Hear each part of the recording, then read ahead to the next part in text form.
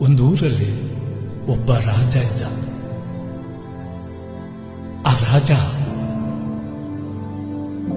ಇಡೀ ರಾಜ್ಯದಲ್ಲಿ ಇರತಕ್ಕಂತ ಜನತೆಗಳ ಖುಷಿಗೋಸ್ಕರ ಇಡೀ ರಾಜ್ಯನೆಲ್ಲ ಸುತ್ತಾಡ್ತಿದ್ದ. ಆವಾಗ ರಾಜ್ಯದ ಜನಗಳ ಕಷ್ಟಗಳನ್ನು ನೋಡಿ ಎಲ್ರಿಗೂ ಆ ಕಷ್ಟಗಳನ್ನ ಪರಿಹಾರ ಮಾಡ್ಕೊಂಡ್ ಬರ್ತಿದ್ದ. ಅವನಷ್ಟೆಲ್ಲ ಮಾಡ್ತಾ ಇದ್ರು ಅದು ಅವರೇ ಅಂತ ಯಾರಿಗೂ ಗೊತ್ತಾಯ್ತಿರ್ಲಿಲ್ಲ.